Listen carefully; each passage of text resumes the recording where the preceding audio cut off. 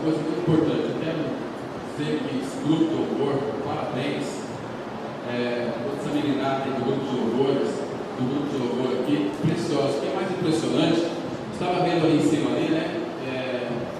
Que os irmãos aqui mesmo têm composto as canções. Isso é tão precioso. Estão cantando a palavra, um louvor agradável para o nosso Deus. Muito difícil ter um grupo de louvores que é bem centrado, louvores que de fato têm se dedicado tempo ao Senhor. Precioso isso. Então, muito bonito o louvor. A igreja aqui, de fato, o louvor está de parabéns. Que Deus continue sempre os abençoando com esse grupo tão precioso, porque isso nós vamos fazer toda a eternidade, louvar aquele que se assenta no trono. Queridos, nós vamos em nome do Senhor Jesus Cristo abrir nossas Bíblias em 2 Pedro, capítulo 3. 2 Pedro, capítulo 3, os versículos 17 e 18.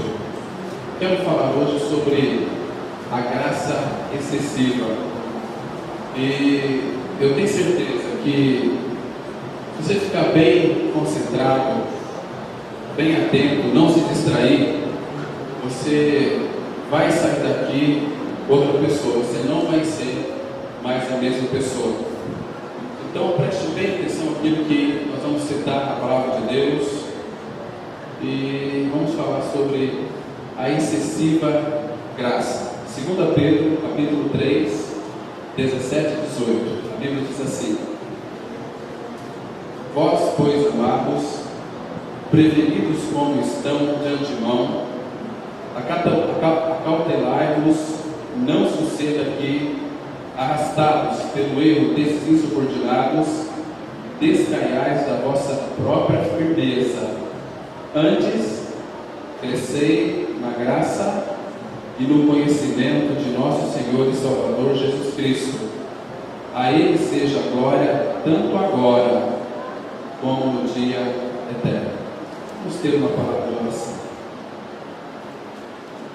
Querido Pai Celestial, nós te damos muitas graças pelo privilégio de mais uma vez nos reunirmos como igreja.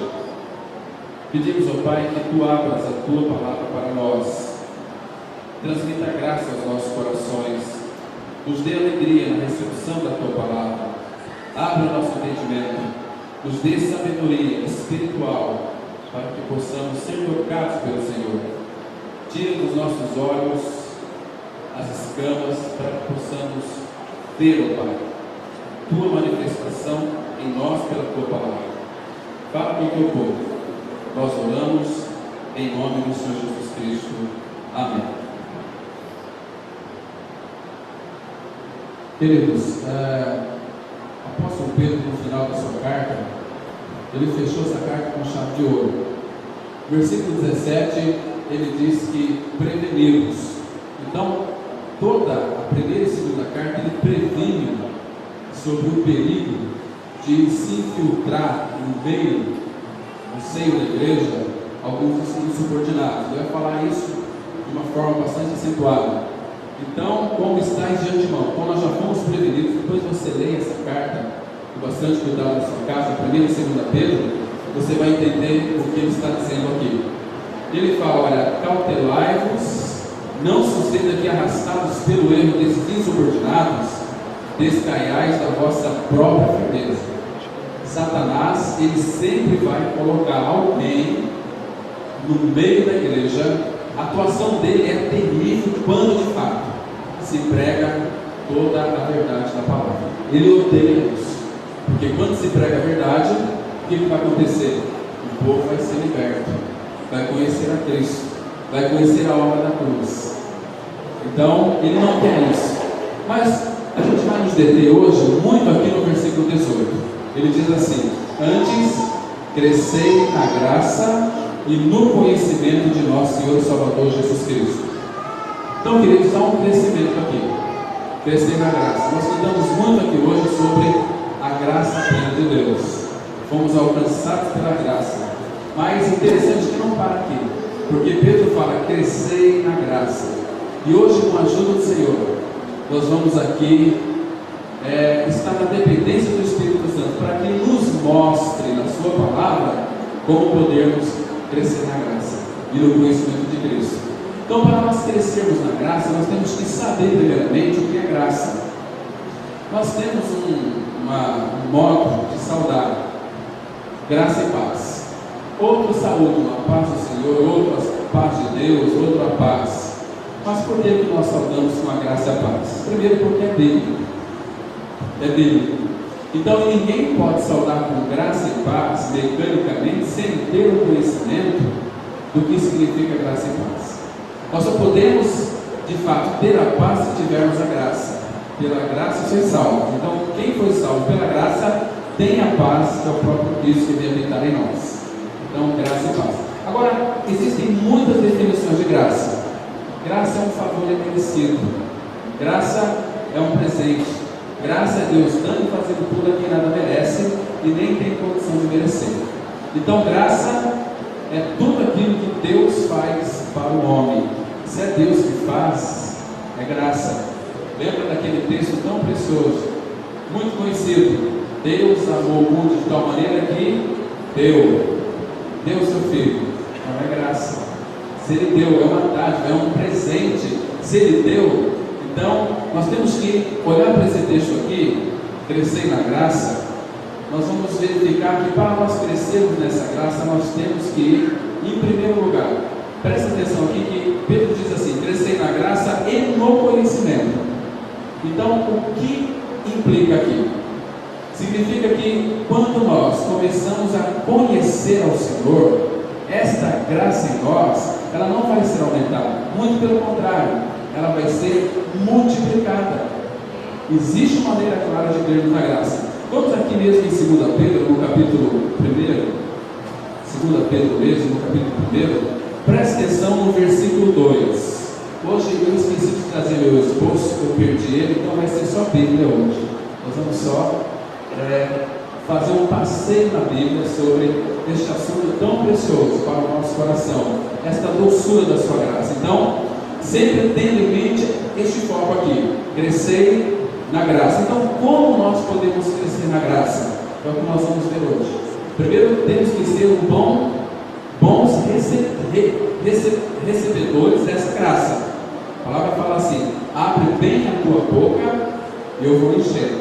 Agora, como nós podemos crescer na graça? Primeiramente, crescer na graça está relacionado com o conhecimento do Senhor. Agora, como nós podemos conhecer o Senhor? Se eu pedir aqui para o pastor Gileton falar a meu respeito, ele vai falar muito pouco de mim. Vai falar, por quê? Porque ele não me conhece, não caminha comigo.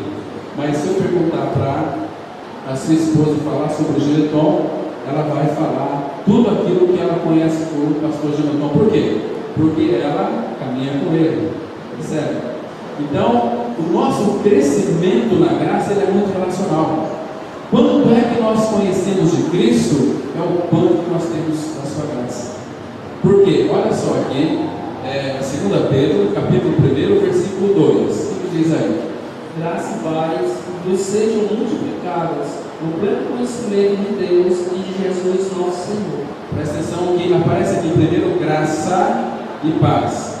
Vos sejam multiplicadas, aí ele vai dizer aonde?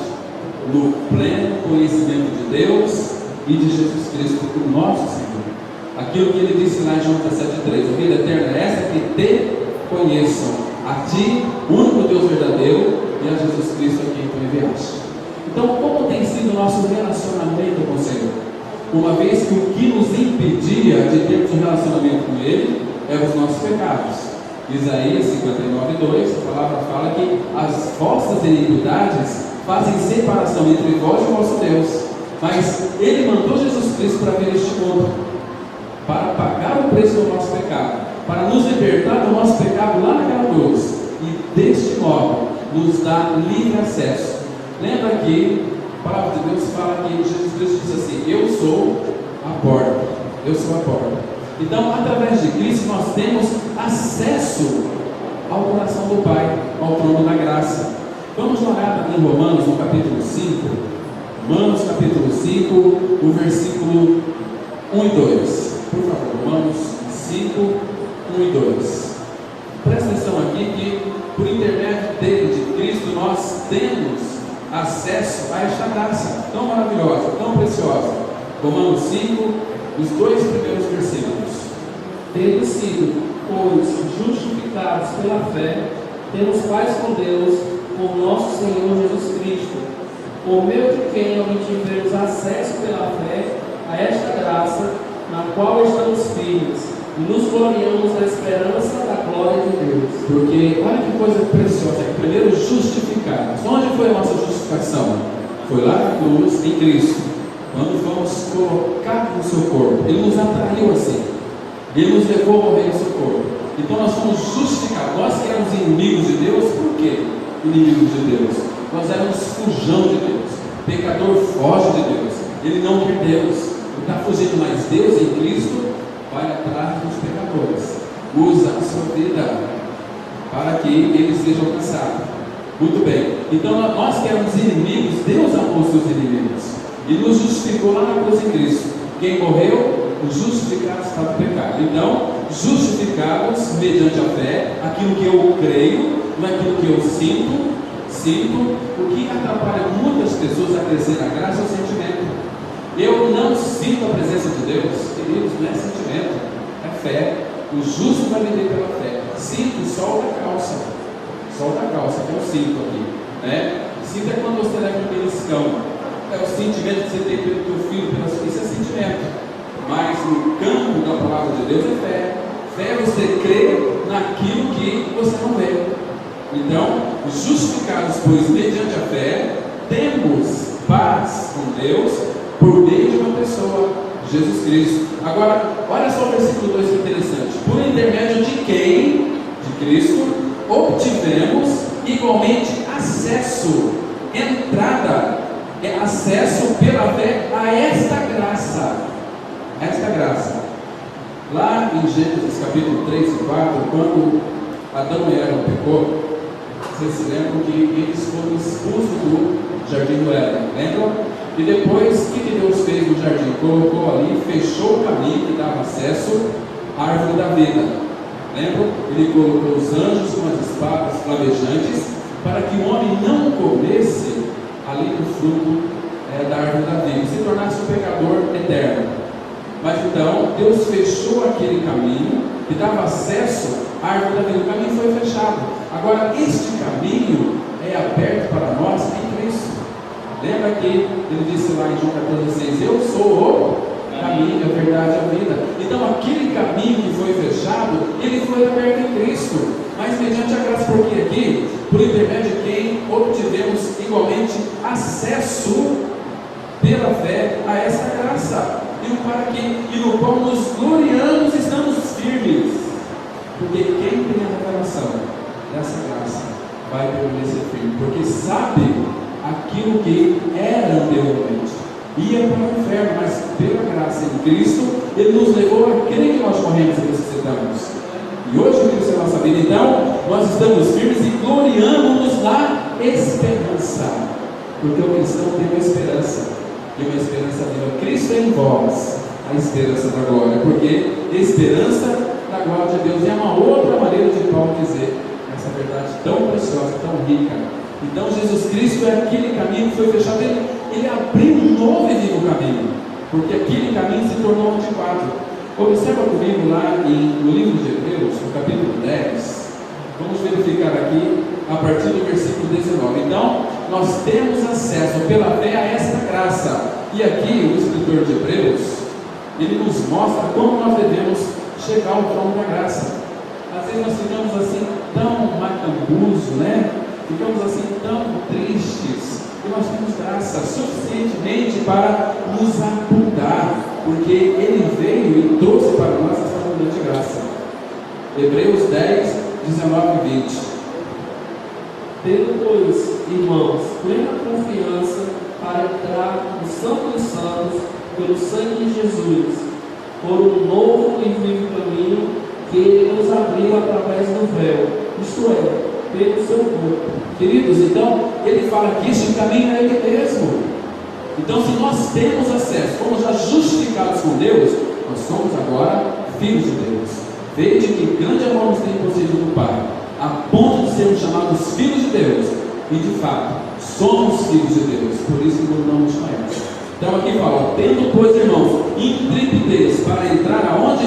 No Santo dos Santos, no trono da graça, pelo sangue de Jesus. Agora, o versículo 20 é muito significativo. Pelo novo e vivo caminho. Esse novo e vivo caminho é Ele mesmo, que Ele nos consagrou pelo véu externo, pela sua carne. Pela sua carne. Então nós temos acesso diante do Pai. Por isso que Pedro fala, queridos, tem uma novidade para contar para vocês. Antes, vocês devem crescer na graça. Mas para nós crescermos na graça, temos que conhecer o verdadeiro Senhor. Porque quando Ele veio a este mundo em carne, como é que Ele veio? Vamos aí no Evangelho de João, no capítulo 1. Evangelho de João, vamos ali acompanhar essa leitura que é tão preciosa. Por favor, queridos, não se distraia, fique bem atento que é muito significativo nós sabermos desta maravilhosa graça, de como devemos crescer na graça. Olha só o versículo 14. Veja como que Ele veio. Então, por isso que Pedro falou, crescei na graça. Mas observe aí, Evangelho de João 1, verso 14. E o Verbo se tornou carne e habitou entre nós. Vimos sua glória como a glória do unigênito do Pai, cheio de graça e de verdade. Queridos, como é que Ele veio? Bíblia diz assim, o Verbo se fez carne. E Ele tabernaculou, Ele habitou entre nós. Cheio de quê? Cheio de graça e de verdade. Não é graça com conta-gotas, não. Graça minguada. Graça assim, uma mulher, uma vez o pastor Leno foi visitar uma mulher no hospital. Ela falou assim, sabe pastor Leno, eu estou aqui, mas eu sei que tem mais pessoas que precisam mais do que a mim. Como que dizendo o seguinte, olha, se Deus dá a graça dele para mim, vai faltar para outras pessoas. Queridos, olha para o texto. Jesus Cristo, Ele veio cheio de graça e de verdade. Então você não imagina quando você crê que você morreu e se ressuscitou com Cristo. Cristo é sua vida. Amados, temos toda a graça. Lembra? É o Deus de toda a graça. E toda essa graça Ele colocou em Cristo. E colocou Cristo dentro de cada um daqueles que creram. Então nós temos muita graça. Não existe possibilidade de nós não crescermos na graça. Então a importância é de nós conhecermos o Senhor. Então a graça ela vai se multiplicando. É a ideia assim. A graça, nós recebemos a graça, fomos salvos pela graça. Então, graça e mais graça, você vai crescendo na graça. À medida que você vai conhecendo o Senhor, você vai crescendo na graça. É mais ou menos assim. É como se fosse uns degraus. Não pelo seu esforço, mas pela graça. Você conhece o Senhor, você tem graça. Você conhece mais, você tem mais graça. Porque nós já recebemos da sua plenitude. Olha aí o versículo 16. Todos temos recebido da plenitude graça sobre graça. Olha, fala assim, olha, porque todos nós temos recebido, por isso que nós devemos ser uns bons receptores da graça de Deus. Abrir bem a boca e fala, Senhor, enche a minha boca, enche-me da tua graça, porque a palavra fala, porque todos nós temos recebido do que? Da sua plenitude, e graça sobre graça. Então, crescer na graça é graça, você tem mais graça. Quanto mais nós conhecemos o Senhor, temos mais a sua graça. Graça sobre graça.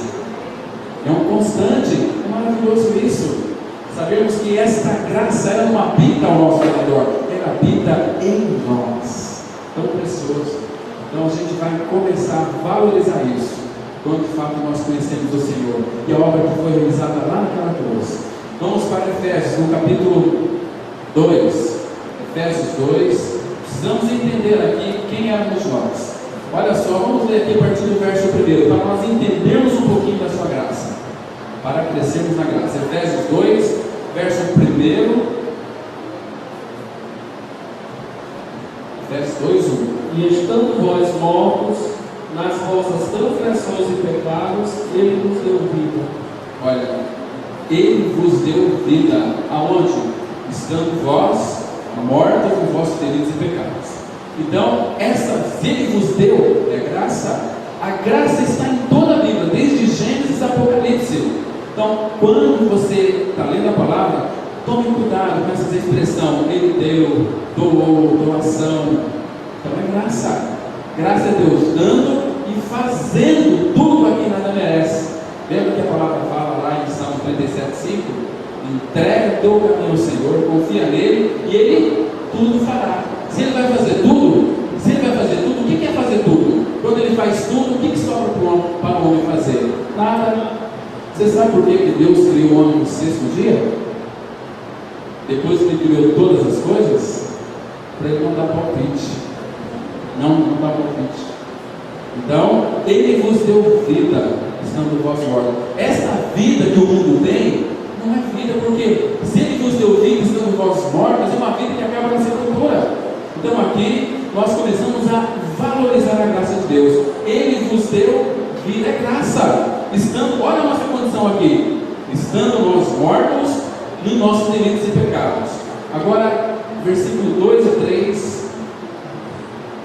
Dos quais caminhastes, conforme o tempo deste mundo, conforme o príncipe das potestades do ar, do espírito que neste momento opera nos filhos da desobediência. Porque esse espírito que opera agora nos filhos da desobediência, você sabia que todo ser humano sem a vida de Cristo, ele está preso nas garras do diabo? Quando ele fala assim, eu faço o que eu quero da minha vida, é mentira, pura mentira, porque ele está fazendo. Se ele não faz a vontade de Deus, e nem vai conseguir fazer sem a vida de Cristo, ele está fazendo a vontade do diabo. Por quê? Porque ele é um fantoche nas mãos de Satanás. Como é que nós sabemos disso? Coloca o dedinho aqui. Vamos lá em 2 Timóteo, capítulo 2, a partir do versículo 25, vamos ver os dois últimos versículos. 2 Timóteo, capítulo 2, os versículos 25 e 26. Presta atenção aqui que, olha, a única coisa que o ser humano tem, que você tem, é uma coisa chamada vontade. Você só tem a sua vontade. Essa camisa que você tem não é sua não, ela é emprestada. Esse sapato que você tem é emprestado.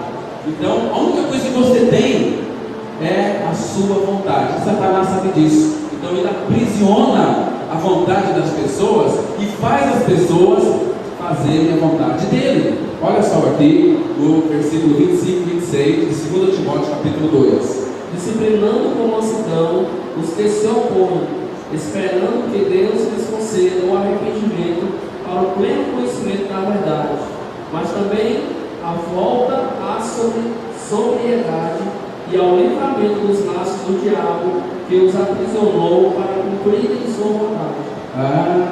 Está entendendo aqui?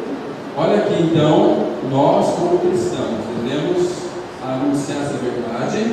Fala aqui, disciplinando com mansidão os que se opõem, a expectativa de que Deus lhes conceda a eles não só o arrependimento. Olha, presta atenção aqui que quando um pregador fala assim, vocês têm que se arrepender, se eu gritar para vocês, vocês têm que se arrepender, eu estou colocando um peso nas costas de vocês, porque quem dá o arrependimento é Deus.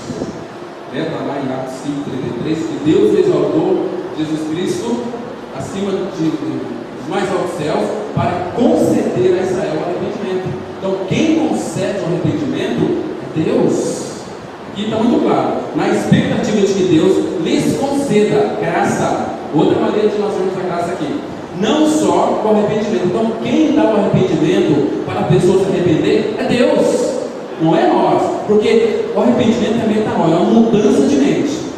Eu caminhava para cá, agora eu vou caminhar para cá. Aí é esforço, mas quando ele dá o arrependimento, ou seja, essa graça dispensada, nós temos a suficiente graça para nos arrepender, porque é a bondade dele que nos conduz ao arrependimento, não é por nós mesmos. E ele diz aqui o seguinte: arrependimento para quê? Para conhecer plenamente a verdade. Agora observe o versículo 26. Mas também um retorno à sensatez, porque todo aquele que é incrédulo é um insensato, é um louco. Por isso que Jesus falou: louco, se pedirem hoje a tua alma, o que tens preparado para quem será? Louco. Então, mas também o retorno da sensatez, livrando-se eles dos laços do diabo, tendo sido feitos cativos por ele, Satanás, para cumprir a sua vontade. O homem sem a vida de Cristo só faz a vontade do diabo. Por quê? Porque ele só peca. 1 João 3,8 fala que quem comete pecado é do diabo. Como é que tem sido a nossa vida? É uma vida graciada por Deus ou uma vida de prática de pecado? Uma vida de cobiça? Uma vida de murmuração, de reclamação? Tem que cuidar com isso. Nós temos a graça de Deus que Ele nos deu em Cristo Jesus. Vamos voltar lá para Efésios, vamos. Efésios capítulo 2. Então aqui, fala aqui do Espírito que atua nos filhos da desobediência. Os filhos da desobediência são todos os filhos de Adão. Estava compartilhando com o Genetão hoje. Adão, todos nós nascemos com a natureza de Adão. Uma natureza pecadora, desgraçada, destinada ao inferno, mas pela graça, Cristo nos incluiu no seu corpo, para nos libertar. Agora, às vezes a gente tem assim, um orgulho de ser nova criatura. Cuidado com isso, porque lembra-se quem era o teu pai? Era Adão. E quem era o teu avô? Deus não tem netos. Mas quem era, se o nosso pai era Adão, quem que era o nosso avô? Sabe, Adão foi feito do quê? De barro, né? Da terra, do pó da terra. Então meu avô era o quê? Barro. E o meu bisavô?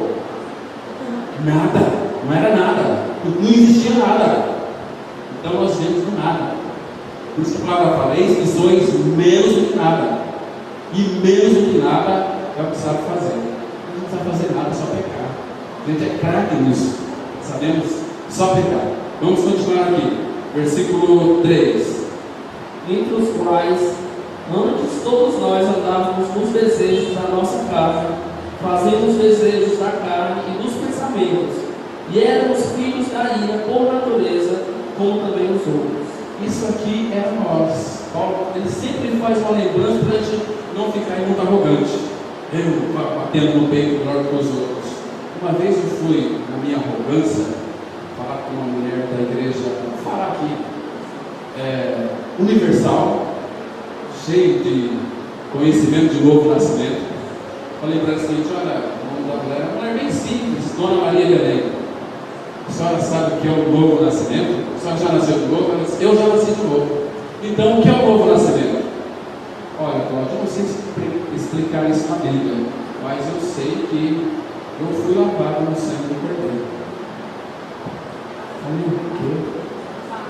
Nunca mais eu fui ser um arrogante, porque o pai também, ele tem gente lá que, embora sem entender, crê. Nós sabemos que tem muitas coisas erradas, mas nós não podemos ficar aí criticando, porque lá tem os seus filhos. Então aqui Paulo lembrando que entre os quais nós andávamos outrora, filhos da desobediência, né, filhos da ira, como também os demais. Mas olha só o versículo 4, que coisa impressionante. Aqui começou com Deus, a iniciativa foi de Deus, não foi minha, não foi sua. Olha a condição que nós estávamos, mas tem um mas aqui. Porém Deus, sendo rico em misericórdia, pelo seu muito amor com que nos amou, e estando nós mortos em nossas transgressões, nos vivificou juntamente com Cristo, pela graça sois salvos. Olha só, então, mas Deus sendo rico em misericórdia e graça, elas andam juntas. A misericórdia, ela me livra daquilo que eu merecia, e a graça, ela me dá aquilo que eu não merecia, que é Cristo. Então, mas Deus significa que começou em Deus, sendo rico em misericórdia, por causa do grande amor que nos amou. Estávamos nós, Paulo lembra aqui de novo, vocês estavam mortos, aonde? Em delitos e pecados. Pela graça sois salvos. O que é graça? É Deus dando e fazendo. E temos que retocar a salvação do Pai. Então, pela graça sois salvos mediante a fé. Versículo 6 fala: e juntamente com Ele nos ressuscitou e nos fez assentar nos lugares celestiais em Cristo Jesus. Agora, versículo 7 é tão precioso. Olha só, que coisa preciosa. Para mostrar os séculos que se aproximam a extraordinária riqueza da sua graça, pela bondade de Cristo Jesus a nós. Olha só, então, tudo isso foi para mostrar nos séculos vindouros a suprema, queridos, analise essa palavra, a suprema riqueza da sua graça. Pregando assim, parece que não tem, mas nunca vai ter problema de dificuldade, né? Vamos ter muita dificuldade, sim. Vai ter momentos que você vai ficar enfraquecido espiritualmente, você vai ficar como que, talvez, raquítico, porque Satanás começa uma opressão, levando você ao desânimo. Quando uma pessoa nasce de novo, ela está na mira do diabo. O diabo fica com os olhos postos em você 24 horas por dia. Agora, com aqueles religiosos, ele vai até de mão dada para a igreja. As pessoas cantam, louvam, choram, caem para trás e tal. Mas quando começa a ouvir essa palavra da graça, ele se levanta. Ele vai se levantar. Ele começa, sabe, a ação dele começa a torcer as duas palavras, começa a gerar entre os irmãos semear contendas. Então, muito cuidado. Abra comigo lá no Salmo 56. Vamos ver algumas coisas aqui importantíssimas relacionadas a esse aspecto aqui da ação de Satanás no meio do seu povo. Observe com cuidado aqui, irmãos. Salmo 56. A palavra fala, vamos ler aqui o versículo 1 inicialmente. Lembra de uma coisa, você que é filho de Deus, você que passou pelos gritos da cruz, que morreu e ressuscitou, você está na mira do diabo. Muito cuidado com isso. Olha só como ele atua aqui. Salmo 56, verso 1. Compadece-te de mim, ó Deus, pois homens me perseguem e me afligem o dia todo. Me aflige o dia todo, todo dia. Mas observa aí o versículo 2. Meus inimigos me perseguem o dia todo, pois são muitos os que guerreiam contra mim. Então, os que me espreitam continuamente querem ferir-me. Então, está espreitando. E são muitos os que atrevidamente me combatem. Então, ele vai aqui mostrar a ação desses inimigos. Observa aí o versículo 5. Torcem minhas palavras todos os dias, seus pensamentos a meu respeito são para o mal. Então, o que eles fazem? Todo dia torce as tuas palavras. Você fala A, ele fala que você falou B. E começa a semear contendas. É porque falou isso, porque falou aquilo. Talvez você pode ser um instrumento do diabo se você não ficar atento à ação dele. Porque quando nós nascemos de novo, o Espírito Santo de Deus vem para dentro de nós. Nós temos discernimento, que a gente consegue enxergar sobre o natural, espiritualmente. E hoje, infelizmente, Satanás tem atacado principalmente os grandes líderes aí, certo? São instrumentos do diabo para semear contendas, distorção da sua palavra. A palavra é muito clara, todo dia, queridos, todo dia torce as minhas palavras. Os seus pensamentos são todos contra mim para o mal. Agora leia o versículo 6. Conspiram, escondem-se, espreitam os passos, como que esperando uma oportunidade para pegarem minha alma. Então, ajuntam-se, escondem-se, espionam os meus passos, como o quê? Aguardando a hora de me darem cabo da vida. A gente vai entender isso aqui. Jesus falou isso aqui. O ladrão vem somente matar, roubar e destruir. Temos que pedir ao Pai sempre discernimento para vermos a ação dele na vida da igreja. Porque ele vai atacar aqueles que já creram. Quem não creu já é dele. Mas cuidado com o que você fala no telefone celular, porque ele não entende o nosso pensamento, não sabe, só Deus sabe. Mas aquilo que você fala, ele começa a identificar a sua vontade, porque Satanás não tem pressa em destruir uma pessoa. Tem planos de queda para 5 anos, 10 anos, 30 anos, 50 anos, mas ele está trabalhando, está engendrando seus projetos, mas ele não pode tocar, fica só em derredor. Quando você começa a querer aí achar que você é o pão, eu estou bem, eu estou na graça, eu não preciso de mais ir na igreja, queridos, vocês não sabem a importância de preservar a unidade. A unidade foi feita lá na cruz em Cristo. E ele atraiu quantos lá? Todos. Para quê? Para que todos morressem, porque todos pecaram. Mas para que nós fôssemos um em Cristo. Então, nós temos que preservar aquilo que Ele já nos deu. Percebe? Então, a foi dada, então nós devemos preservar. Lá em Efésios capítulo 4, versículo 2 e 3 fala: esforçando-nos por preservar a unidade. Esse esforçar aqui não é viver uma vida de esforço no outro, não. Eu tenho que ter prazer de ir à comunidade, de ir no templo e se reunir como igreja, porque a unidade já foi conquistada por nós lá na cruz de Cristo. E a oração dele foi essa: para que sejam um, como nós o somos. Agora, muitos não têm esse prazer de vir para a igreja, de ouvir a palavra, de adorar o Senhor. Ali está a unidade. Se você não tem prazer de vir no templo, ouvir a palavra de Deus, se reunir com os irmãos, lá você vai sentir um peixe fora d'água. E lá você vai viver com eles constantemente. Se você não tem prazer, sei lá se você vai para lá ou não. De repente falar: eu estou aqui, às vezes cuidar com conhecimento só de cabeça, sem ter uma realidade espiritual no coração. Mas eu tenho muitas experiências, está condizendo com a palavra.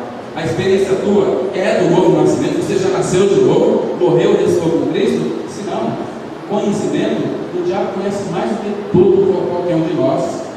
Crê tu que há um Deus? Você faz muito bem. O diabo também crê, treme.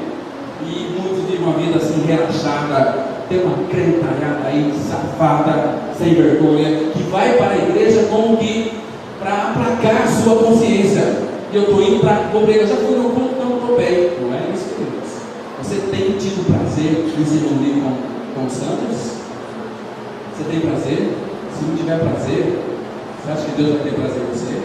De jeito nenhum. Ele tem prazer no Filho. E quem tem no Filho, é impossível que não tenha essa visão de corpo, de vida da igreja. A igreja é um lugar assim dos achados e perdidos. Achados por Cristo. Ele veio buscar essa volta que havia perdido. Cristo. Então, crescer na graça, conhecimento, porque é na igreja, no templo, quando a igreja se reúne, é de casa em casa, no templo. Vamos voltar lá em Atos, no capítulo 2. Atos, capítulo 2. Olha que coisa preciosa, queridos, aqui. Capítulo 5, perdão, queridos, capítulo 5, versículo 42. Olha que preciosidade aqui. Olha como vive. Olha, essa aqui é a expressão da igreja que foi alcançada pela graça de Cristo. Não é uma graça barata, mas a graça que Ele nos trouxe. Ele veio cheio de graça. Atos 5, verso 42. E todos os dias no templo e de casa em casa não cessavam de ensinar e de pregar que Jesus é o Cristo. Queridos, se vocês aqui reunirem todos os dias, tivesse prazer, olhe todos os dias, aonde? No templo e de casa em casa. Eu fiquei contente quando o Tomzão lá falou o seguinte: vai ter na casa segunda, terça, quarta, até sábado. Eu falei: que coisa maravilhosa isso! É isso, queridos, para não deixar apagar o fogo, que Satanás vem com a sua cinza, joga em cima. E essas reuniões são importantes. É como que o Espírito Santo vem e sopra. Fazer aquelas brasas vivas, gostoso, vai se fortalecendo, porque tem dia que a gente vai estar fraquinho. Então, a gente ouve uma palavra de fé, de amor, de esperança, Cristo na nossa vida. Puxa vida, eu precisava de ouvir isso. Então aqui, olha, todos os dias, no templo e de casa em casa, não cessaram de ensinar e de pregar Jesus, o Cristo. Que coisa maravilhosa. É só pela graça, irmãos. Crescer na graça. Então, mas eu sei que vai ter dias que você vai estar bem fraquinho espiritualmente. Vai ter. Mas nós temos um fortificante tão precioso. Quem aqui conhece aquele fortificante Emulsão Scott, né? Que é feito de óleo de figo de bacalhau, né? Minha mãe, quando era menor, ela fazia eu tomar. Estava fraquinho, não comia, ela abria minha boca e colocava parecido com uma colher assim, enfiava, eu tinha que engolir, bate na cabeça, nas costas e engolir, coisa ruim. Então às vezes eu comia para não comer aquilo lá. Depois surgiu o biotônico Fontoura, né? Um fortificante. Mas para nós que passamos para a cruz, lembre-se de uma coisa: quando você estiver fraquinho, lembra que nós temos um fortificante aqui. Abra lá, 2 Timóteo, capítulo 2, verso 1. 2 Timóteo, olha o fortificante aqui, precioso, queridos. Esse é um fortificante mesmo. E se você é filho, você tem, o teu pai vai lhe dar para você fortificante. E que fortificante? 2 Timóteo 2, verso 1. Portanto, filho meu, fortifica-te na graça que há em Cristo Jesus. Está fraquinho? Fortifica-te. É ou não é um bom fortificante aqui? Fortifica-te na graça. Onde é que está essa graça? Em Cristo Jesus. Nada fora dele. Por isso que se alguém está em Cristo, é nova criatura. Não vai ser, é uma nova criatura. Então esse aqui é o Teotônio Fontoura espiritual, celestial. Esse é o Moção Scott, aquele que de fato revigora crente aí, meio capenga, claudicante, né? Crescer na graça. Então, ele veio cheio de graça, de verdade. Então nós temos que ser bons receptores dessa graça. Vamos aí voltar lá em Efésios, capítulo 1. Vamos ver coisa boa da graça aqui, queridos. Você vai sair cheio de graça. Não aí sem graça, mas tem que ter a graça. Efésios capítulo 1. Vamos ler do versículo 6 e 7. Versículo 6 e 7. Preste bem atenção aqui agora, não se distraia. Se estiver dormindo aí, delícia aí, puxa o cabelo. Cutuca aí para não dormir. Olha só, Efésios 1, verso 6 e 7. Para o louvor da glória, da graça, da sua graça, a qual nos deu de graça no amado. Queridos, isso aqui é muito grande, é muita graça. Olha só, para o louvor da glória, da sua graça, que Ele nos deu de graça em Cristo. Tudo é graça. E tem gente aí que eu tenho que fazer. Fazer o quê? Já foi feito tudo pela graça.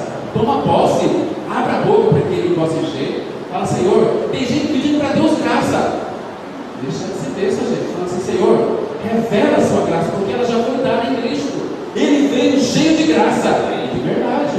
Então nós já temos a graça. Se você não tem, fala, Pai, revela essa graça em mim. Eu preciso tomar posse dela. Então, para o louvor da glória da sua graça, que Ele nos concedeu gratuitamente ao amado. Versículo 7. Em quem temos o resgate pelo seu sangue, o perdão dos delitos, segundo as riquezas da sua graça. Olha, então, queridos, olha, nele, em Cristo, no amado aqui, nós temos a redenção, que é o resgate, pelo seu sangue, a remissão dos pecados. Agora, segundo o quê?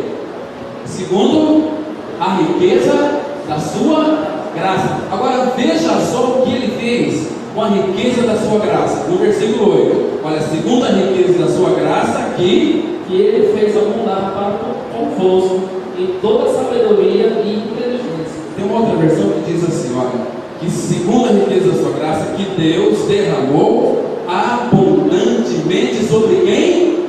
Sobre nós, em toda sabedoria e prudência. Se ele derramou, queridos, quem aqui conhece aquela cachoeira de Foz do Iguaçu? Imagina você, é uma cachoeira bem grande, que transborda a água que cai, que não tem mais tamanho. Imagina você com muita sede, mas está com muita sede mesmo.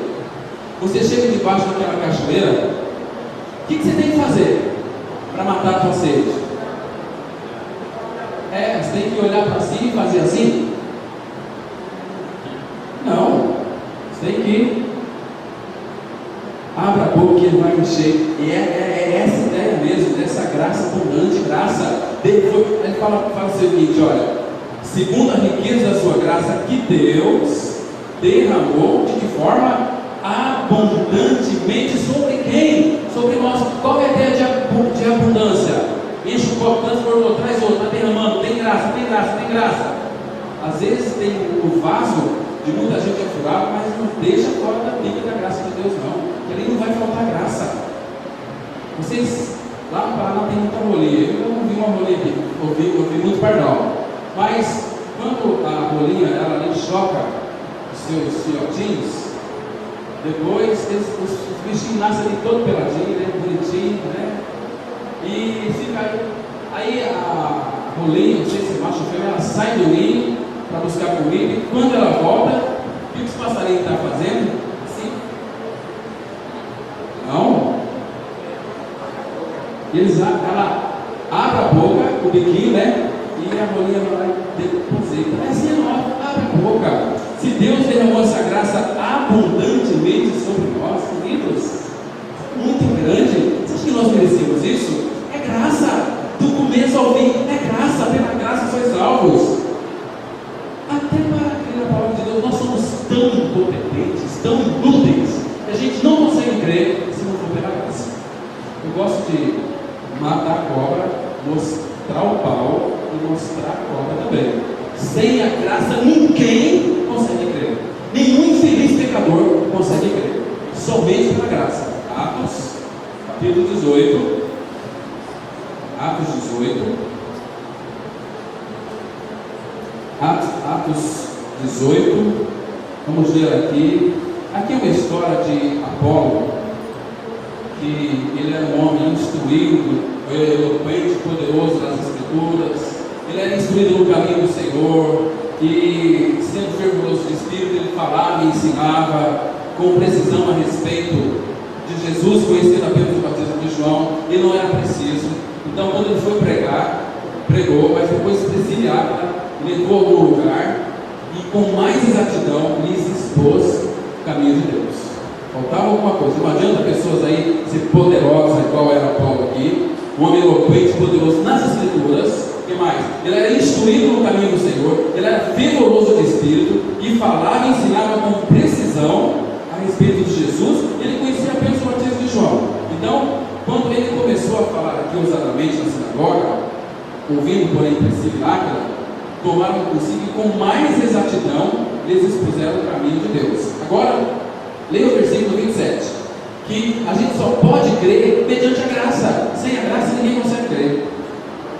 Querendo ele ir para Caia, os irmãos o animaram e escreveram aos discípulos que o recebessem. Ao chegar, ele auxiliou muitos dos que pela graça haviam crido. E pela graça haviam crido.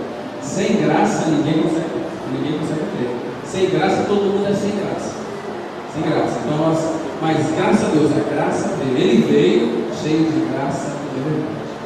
Quando você crê que você foi atraído lá naquela cruz e morreu no corpo de Cristo, porque a graça foi revelada e levou você a crer. É uma graça tão maravilhosa, uma graça preciosa, uma graça poderosa. E pela graça de Deus, nós somos o que somos. 1 Coríntios capítulo 15, verso 10. Olha aqui a experiência do apóstolo Paulo. 1 Coríntios 15, verso 10. Olha que precioso aqui. Versículo 10. Sou o que sou pela graça de Deus, e a sua graça para comigo não foi vã. Antes trabalhei muito mais que todos eles, não eu, mas a graça de Deus que está comigo. Quem trabalhou aqui, então Paulo diz assim: mas pela graça de Deus sou o que sou. O que Paulo era hoje? Era um homem em Cristo. Antes ele não era. Então, mas ele não é pelos méritos dele, mas pela graça de Deus. Ele era o que era. E a sua graça não se tornou vã. Por que ele fala isso aqui? Porque na vida de muitos essa graça pode se tornar vã. Porque as pessoas não querem esta graça. Não querem esta graça. Então ele diz, trabalhei muito mais do que todos eles. Todavia, não eu, mas a graça de Deus comigo. Uma outra maneira de dizer, não eu, mas Cristo. Ele percebe? Não é tão precioso a nós. Interessante que vai ter alguns momentos na sua vida, você vai ter dificuldade, você vai clamar a Deus para que Ele, às vezes, tire aquele problema. Às vezes Ele não vai tirar, porque às vezes o problema é para tratamento. Tem muitos aí, pregadores e pastores, colocando Deus na parede, eu determino aqui. E se Deus enviou aquela doença para um tratamento? Como é que você pode não querer? Você discernimento pela graça de Deus.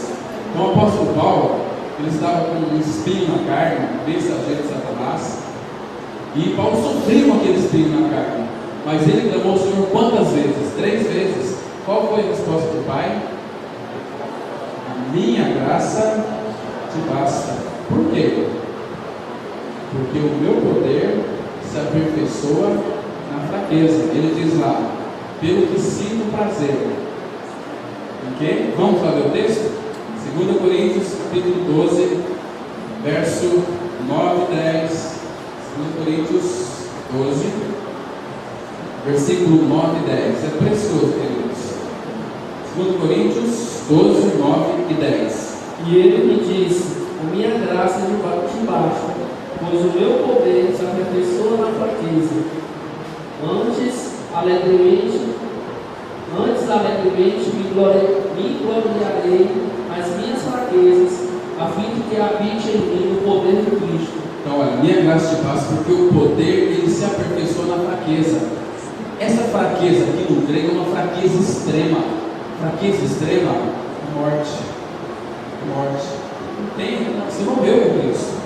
Então, o poder de Cristo é aperfeiçoado na nossa fraqueza, quando nós morremos com Cristo.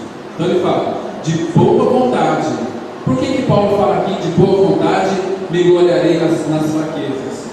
Sabe por quê? Porque ele tem aqui a graça. E quem tem a graça, vai ter boa vontade.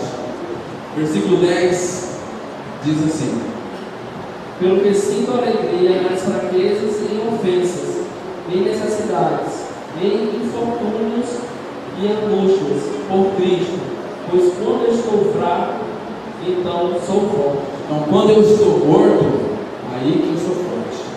Quando eu estou fraco aqui. Então, Paulo sentia prazer nas fraquezas, nas injúrias. Quando as pessoas começam, você já foi injuriado por alguém? Já? Qual que é a tua reação diante das injúrias? Olha, Paulo sentia prazer nas injúrias, nas necessidades, nas perseguições, nas angústias, por amor de Cristo. Agora, ao contrário aqui, por amor de mim, eu não tenho prazer nas angústias, nas perseguições, nas necessidades, nas fraquezas, não tenho, nem nas injúrias. Mas por amor a Cristo eu tenho, porque Ele é minha vida e eu tenho graça. Tem tantas pessoas, queridos, essa graça, ela veio até nós, ela tem muitas formas. Então, quando eu vejo assim, é porque aquela minha esposa não suporta mais ela, e é crente, não é essa graça. Porque a graça, ela foi nos dada, e a graça, ela é de muitas formas. Vamos lá no texto de 1 Pedro 4, verso 10. 1 Pedro 4, verso 10. Coisa boa aqui. 1 Pedro 4, verso 10. Olha que coisa interessante aqui, amados. Vamos verificar um ponto muito interessante. 1 Pedro 4, 10. Servir uns aos outros, cada um conforme o dom que recebeu, como bons administradores da graça de Deus em suas múltiplas formas. Muito bem. De quantas formas? Muitas formas, né? Então ele fala aqui, ó, servir uns aos outros conforme o dom que recebeu. Ou seja, o dom que recebeu. Se você recebeu o dom para fazer determinada coisa, não queira fazer aquilo que você não está habilitado a fazer. Você vai atrapalhar. Só vai atrapalhar. Segundo o dom que recebeu. Então se recebeu, é graça. É Deus dando fazer tudo que nada merece. Agora, como bons despenseiros da multiforme graça de Deus. É uma graça que tem muitas formas. O que é despenseiro da multiforme graça de Deus? A dispensa de Deus, a graça tem muitas formas. Então, é para quando o meu vizinho é chato, eu tenho a graça para dar para ele, para suportar ele na graça de Deus. Quando a minha esposa às vezes é chata, eu tenho graça. Meu marido, o meu chefe lá no trabalho, olha, queridos, é tão rico. Olha, servir uns aos outros, como cada um conforme o dom que recebeu, como bons despenseiros da multiforme graça de Deus.